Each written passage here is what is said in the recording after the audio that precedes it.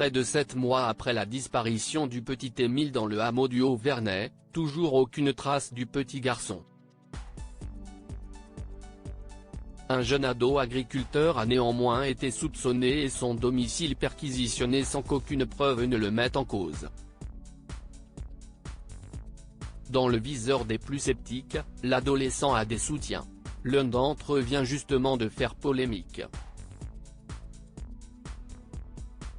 La tension est à son comble dans le hameau du Haut-Vernay, situé dans les Alpes de Haute-Provence. Depuis le 8 juillet dernier, date de la disparition du jeune Émile, petit garçon dans le portrait le montrant avec un pissenlit sur l'oreille a ému la France entière, aucun indice ni aucune piste n'ont permis de le retrouver. Plusieurs éléments ont néanmoins failli mettre sur la voie, notamment celle d'un adolescent agriculteur, habitant du Haut-Vernay et réputé dans le secteur pour sa conduite dangereuse.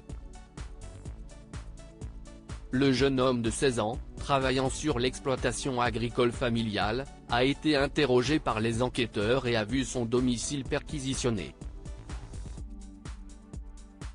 Aucun élément n'a néanmoins permis de prouver sa culpabilité dans l'affaire. L'adolescent est donc ressorti libre des auditions, mais pour beaucoup, si la police n'a pas trouvé de quoi le placer en détention, il reste coupable.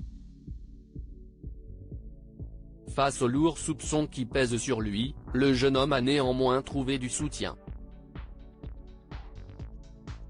Comme l'a indiqué BFM d'ici ce jeudi 1er février, une page Facebook en soutien à l'adolescent a été récemment créée. Si l'auteur de cette fameuse page n'a pas été identifié, il prend fermement la défense du jeune agriculteur, qui, selon lui, est accusé à tort d'avoir écrasé le petit Émile avec son tracteur. Une initiative qui divise. Il est également affirmé sur la page que l'homme est injustement accusé et diffamé par certains habitants du village.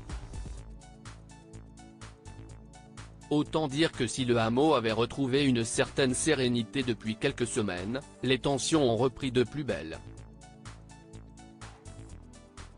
Car cette initiative n'est pas du goût de tout le monde. Elle a même été signalée à la gendarmerie, qui ne peut malheureusement pas faire grand-chose. Judiciairement, il est difficile de faire quelque chose, a déclaré une source. Il faut avant toute chose demander au réseau social de supprimer cette page. Les investigations toujours en cours plusieurs mois après la disparition d'Émile, l'enquête suit son cours.